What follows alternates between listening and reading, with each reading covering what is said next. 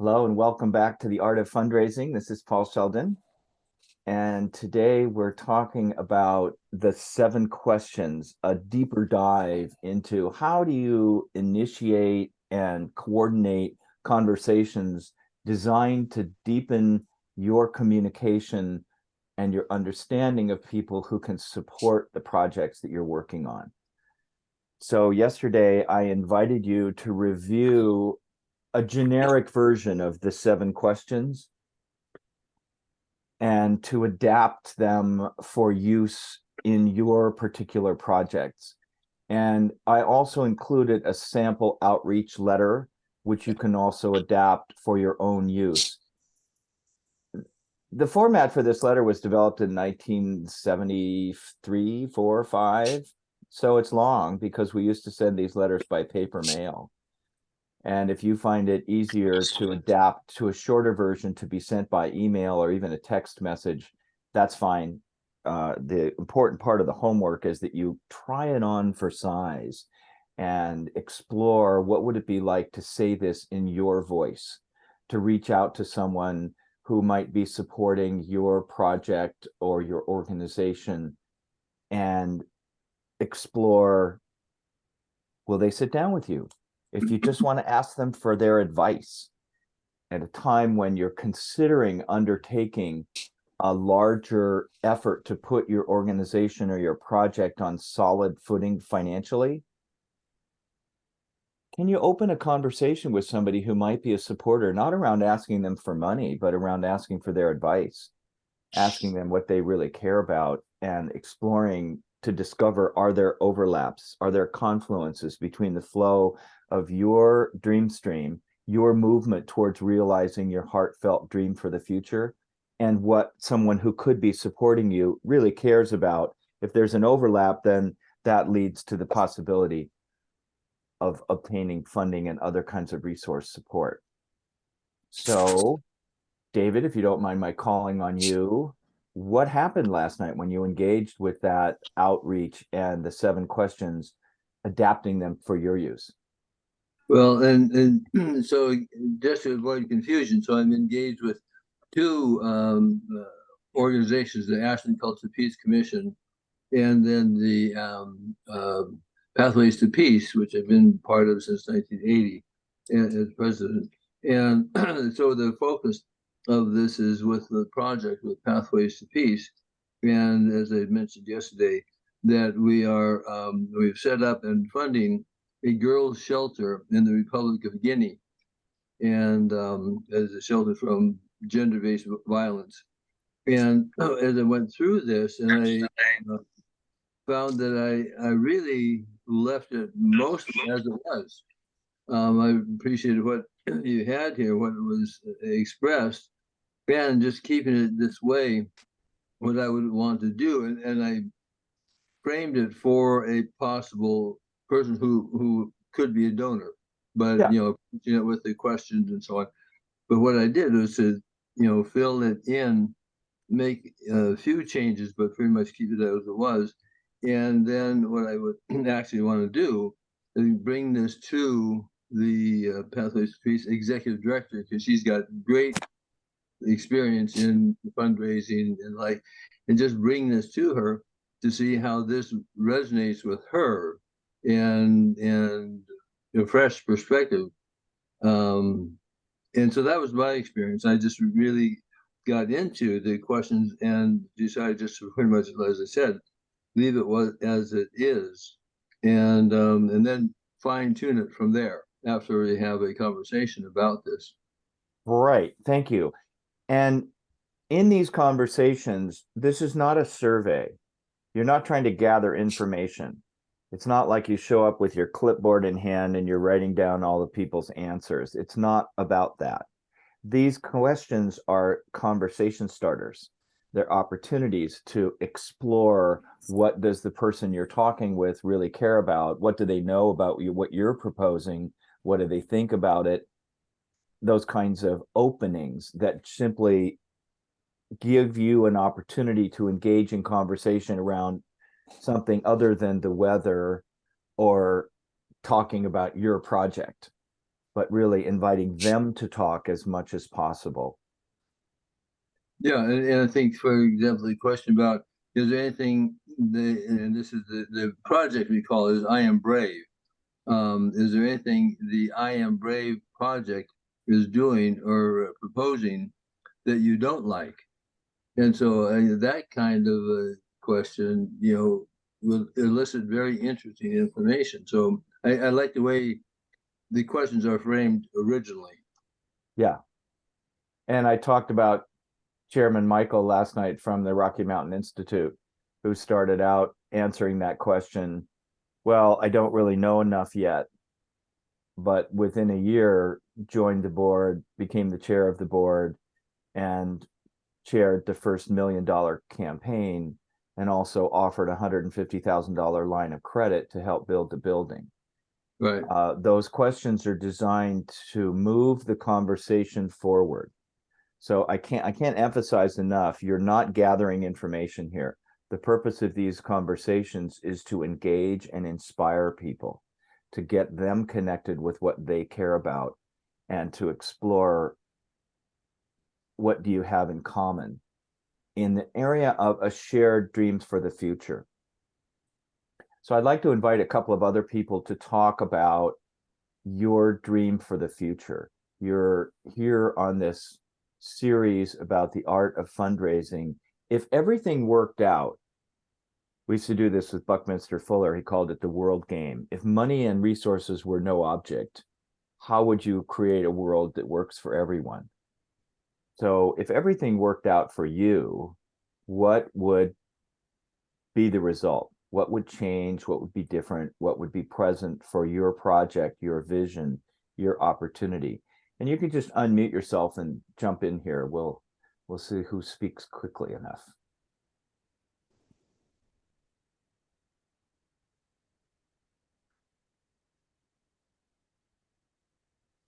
Paul, this Hi, is Karen. Karen. Yeah. I don't know if I'm going to answer the question that you asked, but last night when I was doing this, I realized that I'm still in, formulating that first or intuition or whatever. I can't remember what the words were, but anyway, I just this morning realized what it is that I want to do. And so I worked on the letter just before this call. But what I was asking is, what do you do when you're just starting out? You don't even have a William D. Potter rescue shelter that I want to start. I don't even have that yet.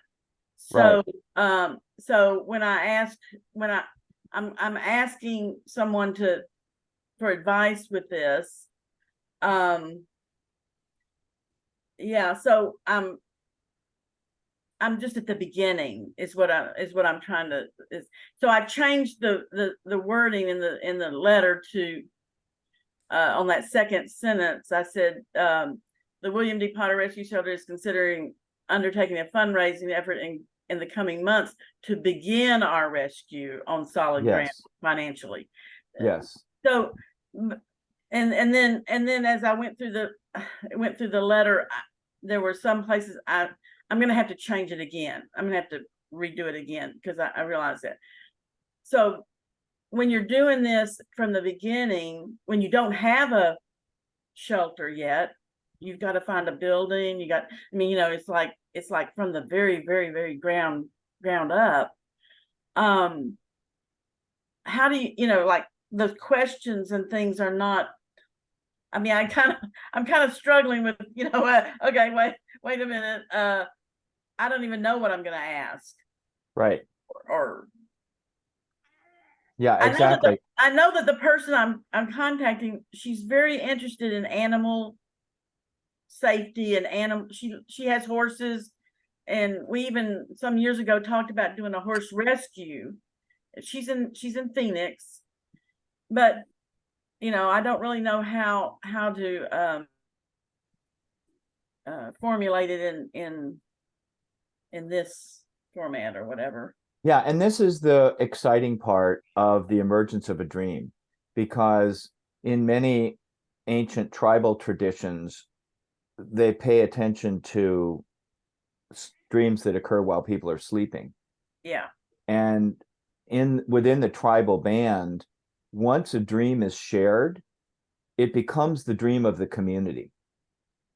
And so you're in this confluent intuition aspect, moving into creative imagination. Yeah. And you're asking for partnership in calling forth a dream. So I'll be happy to work with you offline about how to adapt that wording so that you're Okay. describing, we're considering undertaking a project or an effort or establishing a shelter that would do this, this, and this. And before we engage in a formal process of raising money, I'd just like to ask for your advice. Yeah. Okay. Very good. Abigail Lewis has been with us a couple of times from Golden Rule Reentry in Medford. And for the first 2 years of Golden Rule Reentry, it was Abby in her car running around taking care of formerly incarcerated people. She would pick them up when they got released and take them out for coffee and take them for a drive in the back country through the pear orchards and the vineyards, just for them to experience the beauty of the valley. And she didn't have a place to take them after that. They went back to a coffee shop. Yeah. So now she has a drop-in center in Medford that is a building, and I've worked with her to establish 2 residential transitional houses where they have houses. But at the beginning, it was just a conversation, and we literally talk ourselves into our dreams. The conversations that we have are like a sky hook. We hook the conversation into the possibility of the dream and pull ourselves forward with the vision that we describe. And the more that you can do during this creative imagination process to visualize the dream, whether it's sketches. 15 years ago, I did some work with Cliff Bar, the energy bars that bicyclists and people like that eat. And they were interested in conceiving of their supply chain because they wanted to ensure that their supply chain was socially responsible and all organic. And I suggested to them, what if you consider it like a watershed? Like the mountains around the top of a valley are the source of your ingredients. And as the water flows down the valley, they water fields and farms that prepare the ingredients, and then they get trucked to your processing plants. And then after people eat them and tear off the wrapper, they throw away the wrapper, and there's various residue left, and you map that whole thing as a watershed. It was just a conversation, like an idea that I suggested to them, but since they have resources, they got a graphic artist to map it out and drew it out and put it in their newsletter that goes out to all their customers and suppliers, and started talking about a food shed analysis to conceive of their water as their watershed, as a food shed from which they derive their projects and their products. And it was lots of fun to watch that come into being and become a defining feature of how they conceive of the way that their product is produced and marketed. And it got us into some very interesting details, like if you get raisins from Pakistan and there's a drought in Pakistan, or a bombing that disrupts the supply chain, and you have to buy raisins from somebody else's warehouse, and the person who owns the warehouse doesn't know whether they're organic or not. How do you include that as an organic product? Do you produce a product with no raisins? These things come into being as a dream emerging into reality.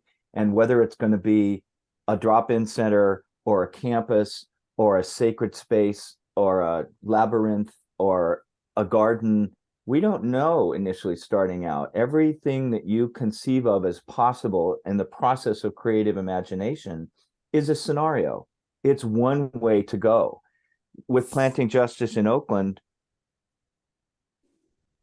they were teaching people how to transform their lawns into permaculture food gardens. And that's what their whole focus was employing formerly incarcerated people to create food gardens out of lawns in underserved West Oakland, where there were no food markets. Nobody planned on being offered a nursery. It just happened. Somebody popped up and said, we have the largest, most diverse organic fruit and nut tree nursery in North America. Would you like it? So we raised $2 million to buy the nursery and buy a piece of land to put the nursery on and create 15 new jobs. And it was a whole different vision that came out of this process of creative imagination and allowing things to emerge. And then 4 years later, a church, a UCC church, popped up and said, we don't like maintaining a building. We don't want to have a building anymore. We're going to sell our building, and we want to give some of the money to you to start a cafe to feed unsheltered people on a pay what you can afford basis. Want to do it? That wasn't part of the plan either. But these folks sold their church for $4 million, and then they bought this several acre site in El Sobrante, north of Berkeley, and literally gave it to Planting Justice. So now that doesn't happen every day. I mean, we should be so lucky as to have something like that happen with HRI at Jackson Wellsprings, where somebody pops up and offers to take it to the next level. But that's what we're cultivating here, is we're cultivating conversations and relationships with people who are engaged in what they care about to explore and discover what are the confluences. This is a perfect example, Karen. Thank you for speaking up. One more?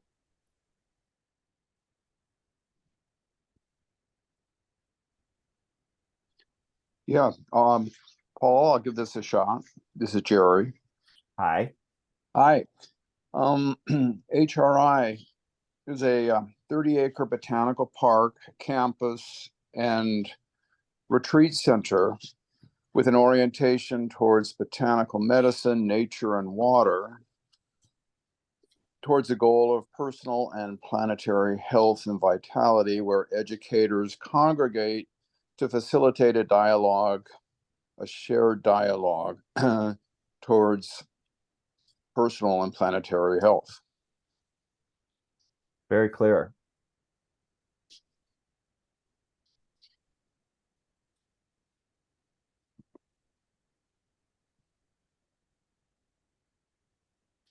And where are you going with that in terms of setting up conversations for possibility with prospective supporters? I think this is the starting point. This is the leap here. So I'm all ears and ready to participate. Lovely. That's a great place. Where are we at? We're building the campus. Yes. Yeah, and I'm always curious to see how the dream stream is going to bubble up like the Wellsprings do, because as you know, several years ago, you and I were both envisioning that the Billings property would somehow come into that constellation and be part of the larger location. It didn't work out that way. So now we get to dream up something different. And that is done in concert with your prospective supporters. Because if somebody pops up like Saul Baker that I talked about yesterday, who says, well, gee, I really think you should be doing something like this, and I've got $1 million to help, then you get to decide, well, is that something we want to do or not? It doesn't always emerge as, I love what you're doing. Here's $1 million to do what you're already doing. Oftentimes, it has to be tinkered with a little bit. Let's do a little review. Yesterday, we talked about the 7 questions, and we started with this inspiration about how dreams emerge. And then we posted material on LinkedIn that includes that and other things. If you need these links, let me know, but they're available in the LinkedIn group. So I'm not going to bother to post them in the chat now. But as this process unfolds, as we start into the 7 questions, this is designed as a cascading sequence. You open up with the origin story. How did you first hear about us? What else have you done in the past that's similar? And it helps if you do a little homework that orients you to what the person you're talking with has been involved in the past, so that you can just ask them. When we started WinStar Foundation in Old Snowmass, John Denver put up $1 million to buy 1,000 acres. but then he didn't really know what to do next. And so we got to go around and talk with people. He had envisioned it as what he called a Lone Ranger ranch, a place where visionary leaders could come to be with their peers and to be safe, to talk with each other, and to have an audience or a group of participants with whom to try out ideas and share where they are in their growth process. So that was where I met Buckminster Fuller and Tommy Crum and Michio Kushi and many other people who came to WinStar not as a public forum, but more as a retreat center, which was its history. So knowing what somebody has done in the past helps. Now, that information is not always available. When we went to see Saul Baker to talk about the Weizmann Institute of Science, we didn't know that he wanted to do a chair in security studies. And all we knew was that he owned an armored car company and that he was interested in security. Once you have people talking about what they've done in the past, and you can ask them, at what level did you support that? I was talking with a man in Arizona last year who had created an entertainment center, had an aquarium, and he was creating a new exhibit on UFOs. And I just asked him, how much did you put into creating this UFO exhibit? And he said, about $500,000.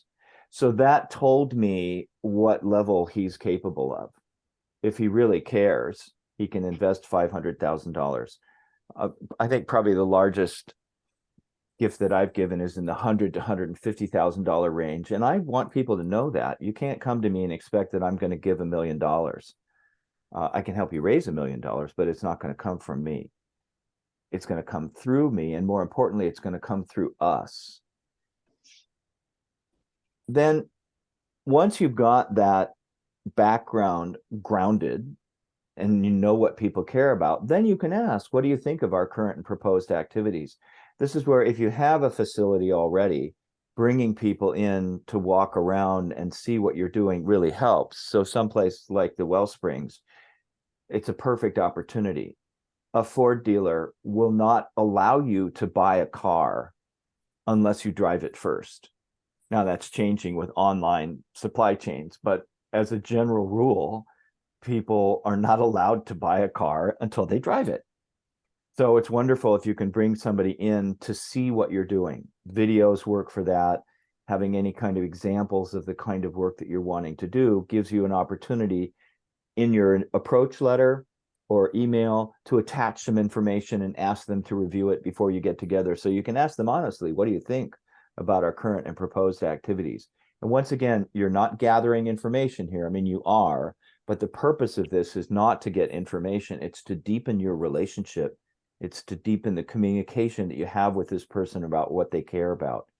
And then asking them, is there anything in our program that we're doing or proposing that you don't like, is very useful, because A, it helps you qualify whether or not this person is going to support you, but it also gives you important feedback to see if you can make mid-course corrections if you get the same answer from a number of people who say, well, there's a criterion on your website that says anyone who's formerly incarcerated is disqualified and can't join your organization. Is that really what you want to have? And then you can look and, maybe we can just get our web person to take that out or refine the language or whatever the issue is that people have with you. It's important to know that stuff. Then moving into, are there any projects or activities that we should be doing that we currently aren't? That's where Planting Justice Nursery came from. Somebody said, we really think you should have a nursery and we'd like you to buy it from us. Well, then that opened up the whole possibility of doing another discovery process to find out where and through whom and under what circumstances we could raise. In that case, it was $400,000 to buy 30,000 plants and move them from Orleans, California to East Oakland. You may or may not want to do that if that opportunity comes up, but you'll never know if you don't ask. But if someone says something like that, then you follow with, if we were to undertake such a project or activity, would you provide the funding or would you help us do it? And that's an area of great possibility, because this opens up ways of having someone loan you the money, or help you get the money, or introduce you to somebody who has the money, or apply for a grant or a fellowship. The getting people's assistance in finding the funding to implement something they care about really opens up tremendous possibilities. And then lastly, evaluating whether or not you want this person directly involved with your organization is something that's useful, because 50 to 75% of the money that you're going to raise is usually going to come through 3 to 5 people. Either they give it themselves or they get it. And if you don't know who those 3 to 5 people are, then that's a great place to start before you ask anybody for money, is getting in place your core group of people who can get most of the money that you need. So once again, doing your homework to find out if this person you're talking with is someone you want on your board, or on an advisory board, or as a center of influence, somebody who maybe isn't going to join your board or your advisory board, but they'll just introduce you to people. And then you can ask them, if we were to ask you for a contribution or an investment, can we count on you for a personal investment or a personal contribution, and at what level? And in the materials that we put on LinkedIn, there's an example of the chart that I use when I'm meeting with someone in person. I just show them a chart. Or I've been known on the phone to say, oh, well, are we talking about hundreds, thousands, tens of thousands, hundreds of thousands, millions? What's the level that you would like to be involved? And people tell me. They say, oh, well, I've done $10,000 in the past. That seems comfortable to me. So these are the basic 7 questions. Now, not on this list is probably the most important question, that's just assumed you're going to ask for referrals. Every time you talk with someone, you're going to say, who else do you know that we might not have thought of that we could approach to ask for their advice about this project initially? And then, would you act as our intermediary to reach them? Would you introduce us? And that is a wonderful opening, because it's the endless chain of referrals, the 6 degrees of separation. It doesn't take very many conversations to get to almost anybody in the world. Whether or not they respond is another thing entirely, but people are accessible nowadays. So that's kind of our basic outline. Let's talk a little bit about the difference between asking for money and asking for advice. We're going to talk more tomorrow about this, but the purpose of these 7 questions is to open up possibilities for the person you're with to talk. The central theme is to be interested, not interesting.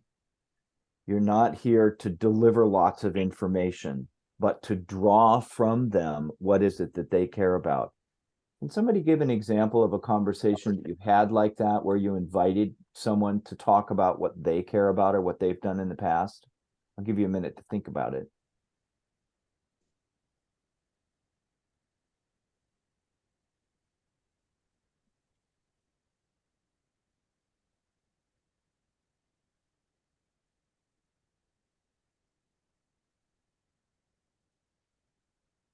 And while you're thinking about it, I'll give an example of one of those learning experiences that I discovered how not to do it. Many years ago, when we were starting the Tree People in Los Angeles, we had obtained a park for free. We got this 10-acre park. We got the city of Los Angeles to give it to us for $1 a year. That's a whole other story. But then the rains came in February in Southern California, and it rained for 3 weeks straight. And then some days they got an inch or 2 of rain, which in Southern California is really a lot of rain. And the mountains started moving. Coldwater Canyon Park is on the east end of the Santa Monica Mountains. So we created an emergency resource center for people to come and get empty gunny sacks, burlap sacks, to fill with mud to make sandbags, because there wasn't any sand around. We couldn't make sandbags. And if you fill sandbags first, they're really heavy to carry. So we invited people to come in and pick up 20 or 50 burlap bags that they could then make sandbags out of. And somebody came in and got sandbags and went away, and then came back the next day in his Mercedes sports car and drove in and handed me a check for $100. Now, we were young and idealistic. This is back when we thought we were going to end smog in Los Angeles. And I got all excited because it was a check for $100. And it was one of the biggest checks we'd ever gotten. we got a check for $100. And I thanked him, and he drove out, and I ran inside and gave it to Andy Lipkus, the founder, and said, we got a check for $100. Look at this. He said, wow, that's $100. Did you look at the name on the check? I said, not yet. He said, it's Baron Hilton. If I had known enough at the time to thank him and engage him in a conversation, we might have had a very different relationship with him. We never heard from him again. We sent him letters. He didn't have a phone number on the check. He never responded. But those opportunities come by. And if you have a repertoire of questions that you can ask people to engage them in deeper conversation, it opens up possibilities. One more example, and then I'll come back to inviting you. When we were raising money for the Rocky Mountain Institute and also for WinStar at the time, my former wife was a teacher at the Aspen Community School. And she found out that the land that the Aspen Community School was located on belonged to George Stranahan. And he had several thousand acres outside of Aspen.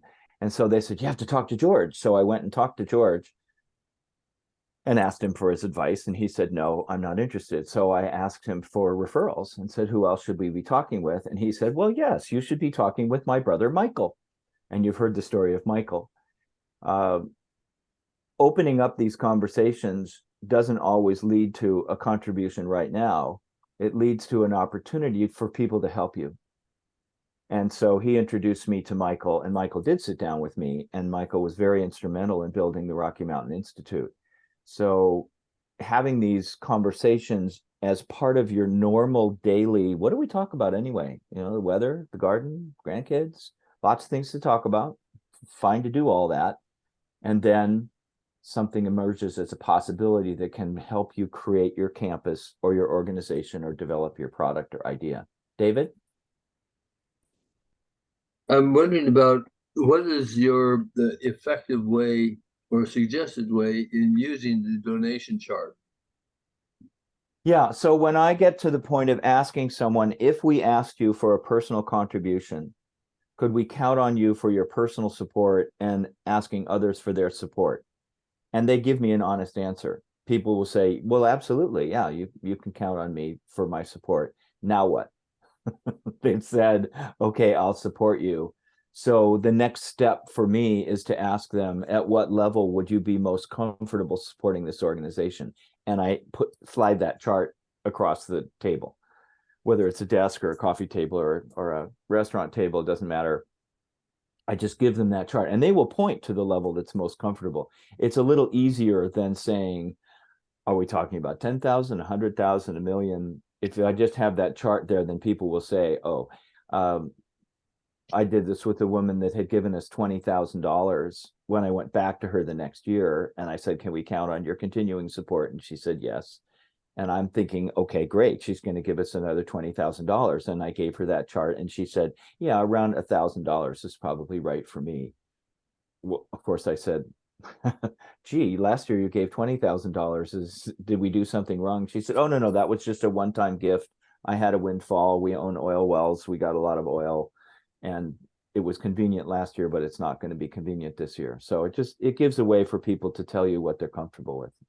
You ever try to upsell to the next level? I don't. Many people do. I take what I'm offered. And the reason that I do that is I'm much more interested in the relationship than the contribution.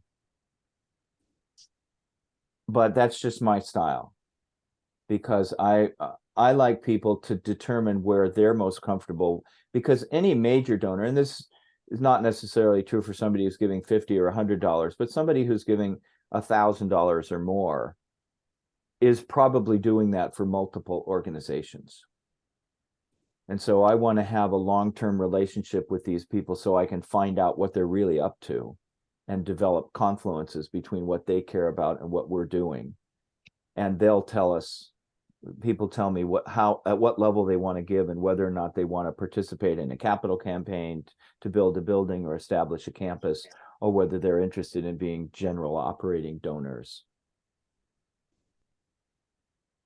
Anybody else got an example of when you had a conversation with someone like this, where you were asking them what they cared about?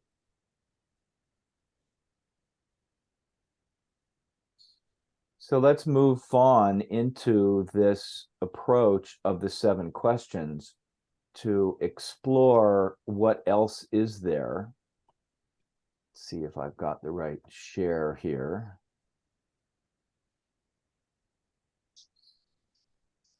As we mentioned yesterday, this approach was developed 50 years ago by Irving Warner, who was my mentor, and he literally wrote the book, The Art of Fundraising. And the idea here is that we're not asking for money right away. These questions are designed to precede a request for funding. Now, whether you call it advice or opinion or a chat, it doesn't matter. The language doesn't matter.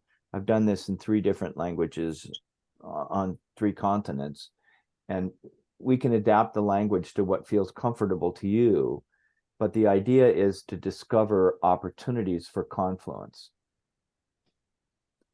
It's a lot easier if you're talking with somebody who's familiar with your project. So do what you can to make sure that the person who's introducing you to the person with whom you're having the conversation has given them background, has brought them for a tour or to a service or to an event so that they know what's going on.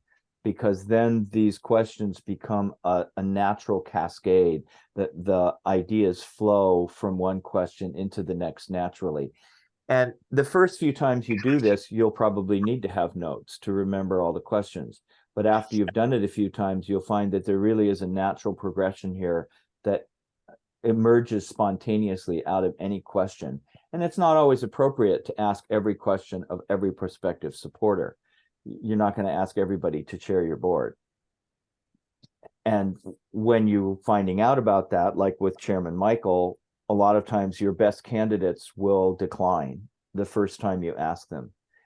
One of my old coaches used to say, if the people that you're trying to reach are easy to reach, you're trying to reach the wrong people. So don't give up. You have a conversation, you ask somebody, they say no, you check in with them 3 or 6 months later and ask them how they're feeling. Are they still interested? Do you work with adults and they're only interested in youth? Now, if you've got a youth program going, well, you need to tell them about your youth program and ask them if they'd reconsider. Keep in touch with people, keep cultivating the relationship.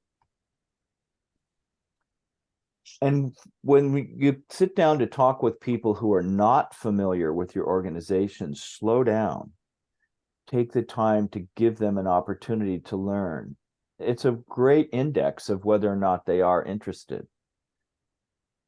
When I first heard about HRI at the Wellsprings, I wanted more information right away because I'm interested. If you give them information and they do review it, that's an index of interest. If you've sent them information, or the person who referred you to them sent them information and they didn't look at it, it doesn't necessarily mean that they're not interested. It might mean that they're busy, but it still is a clue that they haven't jumped on this opportunity to learn more.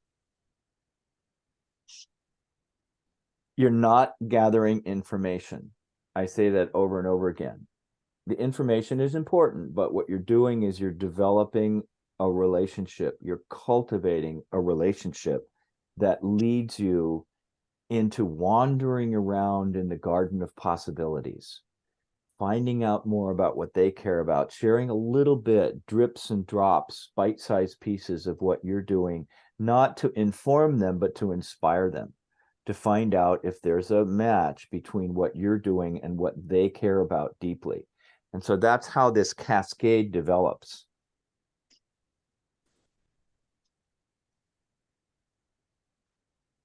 Peter Ruddock, you've been very quiet. Are you there?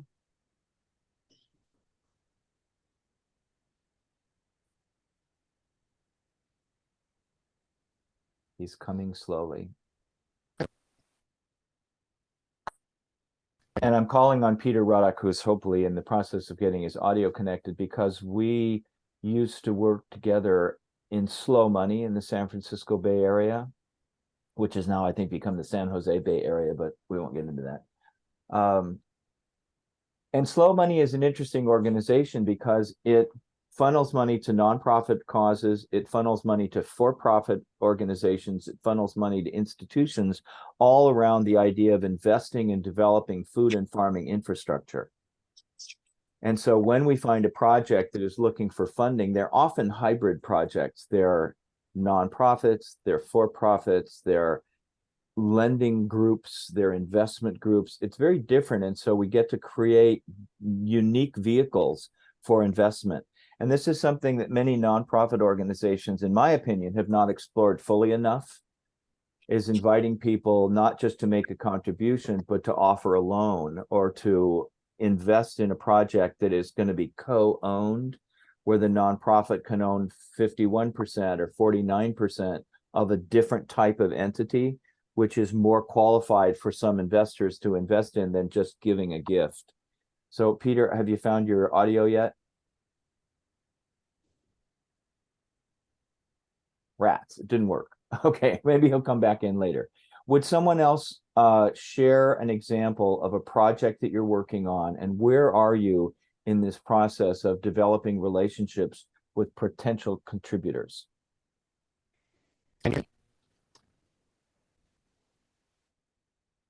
He's almost there. All right, someone else. I'll speak, There he Paul. is. I'm sorry. I find that keeping one's energy up is really important, especially when coaching people, and so I like to work out. But I've been running this conference for several years, where I've built a ton of relationships by reaching out to people and asking them, to come speak. And Yes. it's all about, expressing interest in what other people are doing. And the cool thing for me is that I have a genuine interest in what people are doing and what they have to say. So it energizes me, which energizes them, which helped me to build this program, which I've run 11 times now. And now, I have a bunch of relationships, and this really has gotten me thinking about how to really approach people in a way that continues that theme, of being genuinely interested in what other people are doing, and willing to help them in some way, but as a way to really, build that conversation and get closer to people who I think have the sort of resources to take what we're doing and really scale it. Yeah. Yeah. And can you give an example of how that conversation proceeded in inviting someone to come and speak at one of the events? Well, I reach out to people and just, say, I'd like to explore your interest in speaking, and about your vision, and sustainability and the work that you've been doing at X institution. And, I give them a link to past programs that have comments there, which help really make the sale, because, what you say about yourself doesn't matter to people. It's what other people have to say about what you're doing that has true credibility. But, and then I get them onto a call in a half an hour, and have a really great, genuine conversation and build relationships. Yeah. I love the idea that you're using there of inviting people in to be speakers, inviting them in to share what they know, what they care about. It's a wonderful cultivation tool, because then you have a relationship with them. And I know when I speak for free, and I usually charge $5,000 as an honorarium, but when I volunteer to speak for someone, I feel a sense of attachment and a sense of connectedness to their project and what they're doing. Yeah. And it circles around sometimes years later, but I'm always interested once somebody has asked me to speak. Yeah. And, on the same kind of sort of a different approach, I've reached out offering to help organizations in the past. And, I look like I have money, which is it's misleading, because I don't have really what I need to do what I want to do. But I get a lot of open doors, people willing to talk to me, to have a conversation. And, you've got me thinking about how to really come back at it and do this effectively.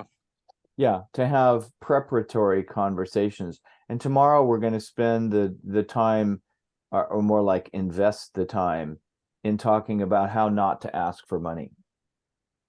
Yeah. Because that's a really important pivot in this process, is once you have engaged in the 7 questions, now what? When now you have a relationship with somebody who is a prospective supporter, and you want to open up the possibility of their taking action on something that they care about, which happens to be what you're doing. How do you do that without putting them on the spot and just asking them for 500,000 or $1 million? The 7 questions is uniquely designed to do that, to prepare for that conversation. Peter, did you make it back with audio? I hope so. I switched to my phone. There he is. Okay. Can you talk a little bit about slow money and how we met each other and what's happening with you in that regard? I can, and I've been able to see everything you said, but my old computer won't allow bidirectional. So, Ah, Paul, you may be disappointed in this. I still think Slow Money is a great idea. I think Slow Money, the organization, has been a significant failure, and I'm not involved in it anymore. it's wonderful to hear that. Say more, please. So, when we identify a problem, we don't necessarily get it right the first time we want to fix it. The idea of connecting people to the food system through investing in local food businesses is really powerful. But the law gets in our way, people's understanding gets in our way, and in some ways, business as usual starts to intrude. And so there are 2 major threads of slow money this time, and neither one strikes me as going after the original intent, which was to get a lot of people each investing a little and creating a connection in the food system. Yeah. One of the threads has a revolving fund, which mostly richer people donate to, and it goes to local businesses and stays there. So the people who are investing and getting something back and making the connection are either left out or put at one remove. Mm-hmm. In California, there's still an attempt to keep them involved, but the businesses themselves have gotten to be more business as usual rather than the transformative businesses that we want. Yeah. And the idea of getting the average, the middle income investor, middle income citizen to invest has proven to be a harder sell than we thought and a lot of work. Yeah. And it's not where people are putting their energy. Well, And and this so, is, go sorry, ahead. go ahead and finish. I'm putting my energy quite elsewhere. As you may remember from a decade ago, always had an interest in policy, in how to make it easier for people to do the right thing when they create a food business. Mm-hmm. Something that in some of our meetings back then, when we had regular meetings, some of the audience would just sort of snooze, and yet it's extremely important. So I have begun to focus on the policy aspects of how do we support these small businesses. The money question is still an open one. Yes. Well, and it's an excellent example because not every idea is an idea whose time has come. And so that's why I recommend engaging in this discovery process. Slow Money is a lovely example of an organization that set out to raise millions of dollars for food and farming infrastructure and businesses related to food and farming, and was not largely successful. Another example is Changemakers Foundation in San Francisco, which 20 years ago set out to transform philanthropy. And Tracy Gary's idea at the time was, because she was a Pillsbury, well, and is a Pillsbury, and her family had a lot of money, and she inherited several $1 million and invested it in things like starting the Women's Health Center in San Francisco. She started, I think, maybe 16 or 18 organizations at last count. She gave away everything she had, like Lara X. And now she's a philanthropic advisor. And her idea was that she could get people that her family knew and people that her parents knew to put up $1 million or more. because the Heritage Foundation was started out of the Lewis Powell memorandum, where the folks who started the Heritage Foundation got 5 families to pledge $5 million, $1 million a year for 5 years. And they started the Heritage Foundation and the American Enterprise Institute and the Cato Institute. This is the Scaife and the Mellons and the Olins and the Barretts, the Kochs, the Hillary Clinton's vast right-wing conspiracy. And Tracy said, gosh, the liberals haven't done that. What the liberals do is when the going gets tough, they circle the wagons and shoot in. So we got to get ourselves together here and do something similar for progressive-minded transforming of philanthropy. And what she found as she went around and talked to people was that all these people that she knew who were capable of giving $1 million or more had never actually made a gift of more than $10,000. They would give 50 or 100 gifts of $10,000, but they would not feel comfortable giving 500,000 or $1 million. And over again, she got this answer. And after 10 years, not even 10 years, 5 years, Changemakers folded.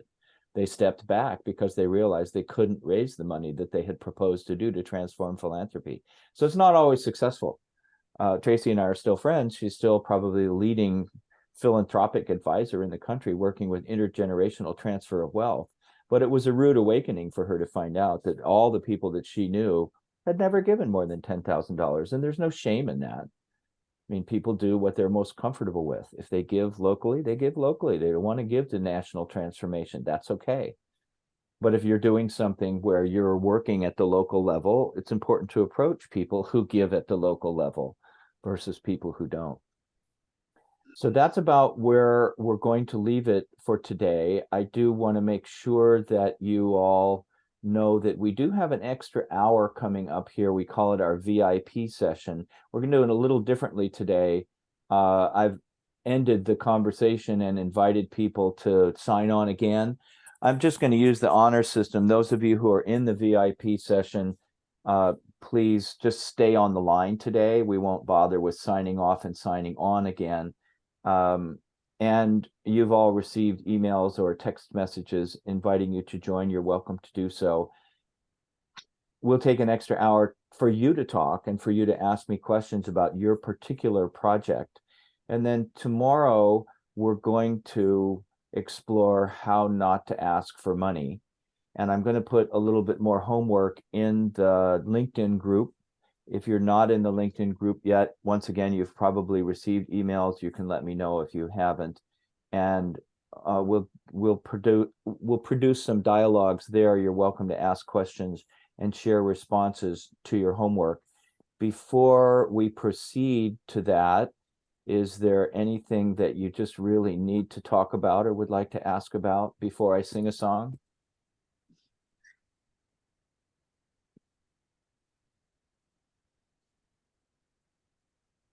Once in a while, I get reminded of songs. And so today I was reminded of a song written by my friend Ken Collins in North America that I've been singing a lot recently. It goes, she carries her dreams in a song round her neck, the color of love when it's new. It moves with each curve of her breath as she sings, a song only heard by a few. Dreams without hope won't come true. Wishes still need faith to fly. Hearts that can open like new will dance to the song of the sky. She circles her hand lightly overhead, and magic comes sprinkling down. She kicks up the hem of her skirt as she twirls, her feet never touching the ground. Singing dreams without hope won't come true. Wishes still need faith to fly. Hearts that can open like new will dance to the song of the sky. How long has it been since you sang with your heart words that were sacred to you? How long has it been since you dreamed with your heart, knowing your dreams could come true? Because dreams without hope won't come true. Wishes still need faith to fly. Hearts that can open like new will dance to the song of the sky. The timid of heart say her song is too bright, nursing their dreams lost and bruised. While she circles round with her eyes shining bright, singing you've got nothing to lose, because dreams without hope won't come true. Wishes still need faith to fly. Hearts that can open like new will dance to the song of the sky. Beautiful. Thank you all for being creative dreamers. And